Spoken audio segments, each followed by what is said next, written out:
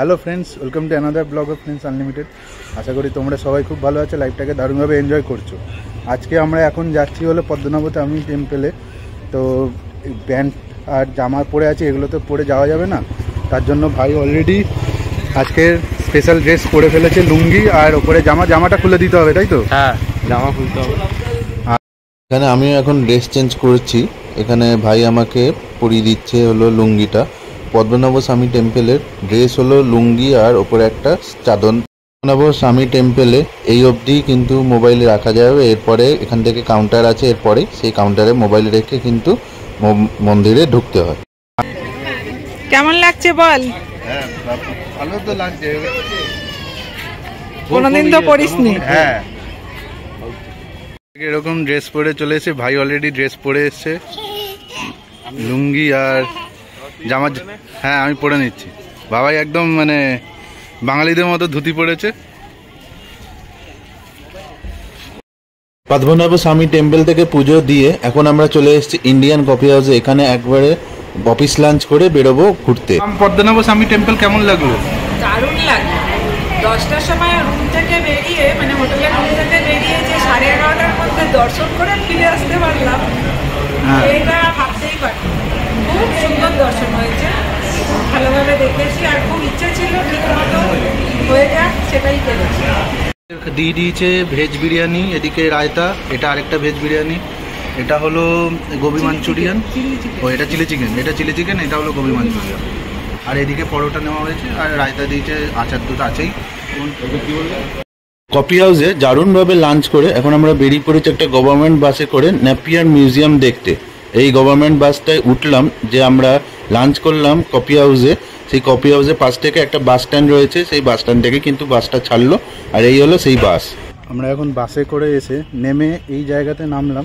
এখান থেকে এবার একটু হেঁটে গিয়ে মিউজিয়ামে ঢুকবো, নেপিয়ার মিউজিয়াম। আর নেপিয়ার মিউজিয়ামের কাছেই কিন্তু জুও রয়েছে, এই লাইন দিয়ে জু, আর আমাদের ঢুকে যেতে হবে হলো এই দিকটায়। তো কলকাতাতে রয়েছে, আর শহরের জু কীরকম হবে। তো যাই হোক, এইটা হলো নেপিয়ার মিউজিয়াম। মিউজিয়ামটা কিন্তু একদম পুরোনো দিনের বিল্ডিংয়ের মধ্যে রয়েছে, কিন্তু বিল্ডিংটা কিন্তু সুন্দর দেখতে, পুরো কেরারিয়ান স্টাইলের যে বিল্ডিংগুলো হয় সেরকম। কিন্তু টিকিট কাউন্টার এদিকটায় রয়েছে। সব জায়গাতেই তো ফটো তোলা যায় না, এটা তো মনে হয় সেমই হবে। তো এদিকে হলো টিকিট কাউন্টার, পার পারসন 20 টাকা করে টিকিট। এই এখন আমরা নেপিয়ার মিউজিয়ামে ঢুকছি। আমরা এখন নেপিয়ার মিউজিয়ামে ঢুকেছি। এই হলো 2500 বছর পুরনো একটা মূর্তি। এখানে কিন্তু অন্য সব জায়গার মতো মোবাইল অ্যালাউ করেছে, যেখানে অন্য সব জায়গায় করে না আর কি। তো এই হলো ওপরটা নেপিয়ার মিউজিয়ামে, দেখো পুরো কি সুন্দর জায়গাটা, কতটা উঁচু ছাদ, আর কি সুন্দরভাবে তৈরি করা এই বিল্ডিংটা। দারুণ বিল্ডিং, খুব পুরনো এই বিল্ডিংটা। আর এইখানে সব পুরনো যত রাজাদের ইউজ করা যত জিনিসপত্র রয়েছে সেগুলো রয়েছে। এগুলো হলো হাতির দাঁতের তৈরি কিছু জিনিস। এটা হলো পুরো নেপিয়ার মিউজিয়ামের একটা ছোট্ট নিদর্শন আর কি, মানে প্ল্যান আর কি একটা। এই হলো নেপিয়ার মিউজিয়ামের ওপরটা, দেখো কি সুন্দরভাবে সাজানো রয়েছে। আর দিয়ে এই হলো পুরো টোটাল নেপিয়ার মিউজিয়াম। এইখানে রাখা রয়েছে পুরনো দিনে বিভিন্ন রকম লণ্ঠন, তারপরে কেটলি, মানে যেগুলো আর কি রাজারা ইউজ করতো পুরনো দিনে, সেগুলো এই জায়গাতে রয়েছে। এটা হলো মহেঞ্জোদারো বা হরপ্পা থেকে যেসব নিদর্শনগুলো আমরা পেয়েছি, মানে প্রুফগুলো, সেই প্রুফগুলোর কিন্তু বিভিন্ন রকম নিদর্শন এখানে তুলে ধরা হয়েছে, মানে রাখা রয়েছে আর কি। এই হলো ইন্ডিয়ান আর্টের খুব সুন্দর একটা দৃশ্য এখানে রেখেছে, যে মানে আমরা কতটা আগে অ্যাডভান্স ছিলাম আর্টের জন্য বা কালচারের দিক থেকে, সেটাই কিন্তু এখানে তুলে ধরেছে নেপিয়ার মিউজিয়াম। অবশ্যই এগুলো প্রুফ, মানে পাওয়া গেছে খনন করে, সেগুলোই কিন্তু এখানে রাখা রয়েছে। আর খুব সুন্দর জিনিসগুলো কিন্তু এই হলো আগেকার দিনের ঢোল, তবলা, এগুলো কিন্তু এখানে রাখা রয়েছে। আরও এদিকে বাঁশি বা অন্য কিছু নাম হয়তো, এগুলোর আমি অতটা নাম জানি না, মিউজিক্যাল ইনস্ট্রুমেন্টগুলো। তো এইগুলো বাঁশি, তারপরে এদিকে ঢোল রয়েছে, তবলা রয়েছে, অনেক কিছু রয়েছে যেগুলো আর কি মিউজিক্যাল ইনস্ট্রুমেন্ট, আমি নাম জানি না। এদিকে রয়েছে সেতার, ভায়োলিন, আর এই জিনিসগুলোর নাম অতটা আমি বলতে পারবো না, কিন্তু যে রাখা রয়েছে এগুলো সব কিন্তু আগেকার দিনে ইউজ করা জিনিস, সব পুরনো দিনের, প্রায় 500 বছর তো মিনিমাম এগুলোর বয়স। তো এগুলো এই নেপিয়ার মিউজিয়ামে রাখা রয়েছে। পর দেখো কি সুন্দর সুন্দর জিনিসগুলো ব্যাপক লাগছে দেখতে, আর সাথে ভিডিও করতে দিচ্ছে, এটা কিন্তু আরও বড়। এটা হলো পুরোনো দিনের, এইখানেই বিভিন্ন রকম রান্না হতো আর কি, এই পাত্রগুলোতে, মাটির পাত্র এগুলো।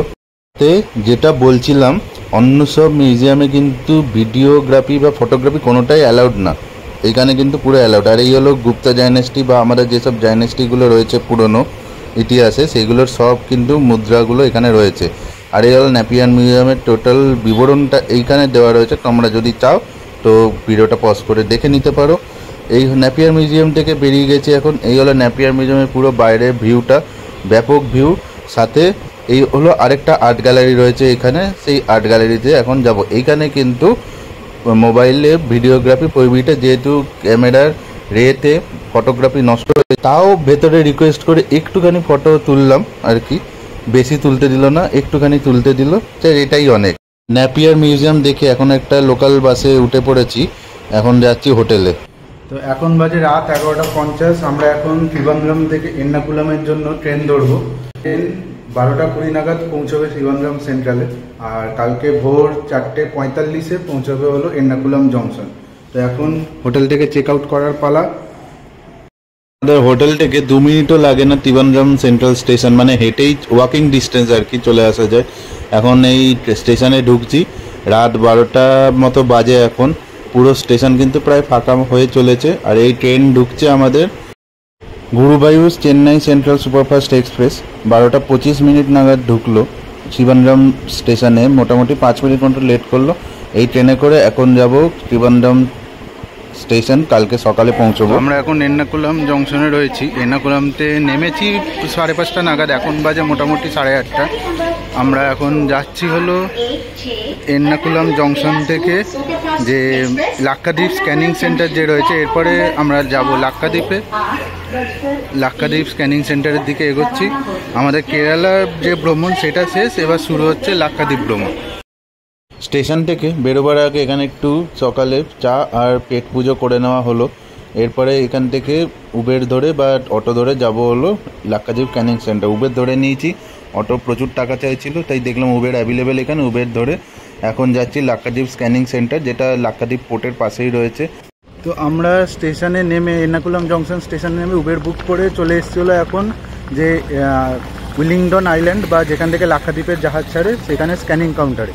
তো এখান থেকে এরপরে তো যাব লাক্ষাদ্বীপে। তো এখানে আচ্ছা একটা বলে দিই, উবেরে করে আমাদের লাগলো হলো 230 টাকা। আর অটো বা ওখানে প্রিপেড ট্যাক্সি কিন্তু দাম অনেক বেশি বলছে, 400-700 টাকা বলছিল। তো এর্নাকুলাম থেকে আসার জন্য উবেরই কিন্তু বেস্ট। বললাম তোমাদের যে আমরা নেমেছি এই লাক্ষাদ্বীপ কাউন্টারে, আগের ব্লগে বলেছি। এই হলো লাক্ষাদ্বীপ কাউন্টারের যে স্ক্যানিং কাউন্টার, সেখানে এখান দিয়ে ফার্স্টে টিকিট আর আধার কার্ড দেখিয়ে এন্ট্রি করতে হচ্ছে। এখানে কিন্তু ভেতরে যত প্রসিডিওর, সাথে অরিজিনাল টিকিট আর আই কার্ড সব কিছু, মানে স্পোর্টসের তরফ থেকে আমরা যাচ্ছি, সেগুলো সব কিছু কিন্তু এইখানেই ব্রিফ দিয়ে দেওয়া হচ্ছে। টিকিট কাউন্টার থেকে এখানে দিয়ে দিয়েছে হলো আই কার্ড, আইডেন্টি কার্ড, এখানে এগুলো লাগিয়ে নিতে হবে। স্পোর্টসের ব্যাজিং করা রয়েছে। আর এই হলো বোর্ডিং পাস আমাদের, এই বোর্ডিং পাস দেখিয়ে কিন্তু জাহাজে উঠতে হবে। তো ওপর থেকে তো বোর্ডিং পাস নিয়ে নিলাম, দেখালাম তোমাদের। আর এরকম আই কার্ড দিয়েছে, আই কার্ড পরেও নিয়েছি। তো এবার এখান থেকে যাব হলো আফটার, মানে এই গেট নম্বর 1 থেকে গেট নম্বর 2 এর দিকে, ওখানে চেকিং হয়ে তারপরে বললো ভেতরে চলে যাবে। প্রত্যেকের আধার কার্ড সাথে রাখতে বলেছে। আধার কার্ড নিয়ে এখন লাইনে দাঁড়িয়ে যাচ্ছে, এখানে বোর্ডিং চলছে, মানে এরপরেই কিন্তু আমরা শিপে উঠবো। আগে লাগেজ যাবে, আর এদিকে বাস রয়েছে, বাসে করে আমাদের নিয়ে যাবে। তো এখন চলে এসেছি হলো এই জাহাজের সামনে, যে আমাদের জাহাজ রয়েছে কাবারাত্তি মিনিকয়, আর যেটা করে আর কি আমরা লাক্ষাদ্বীপ ঘুরবো।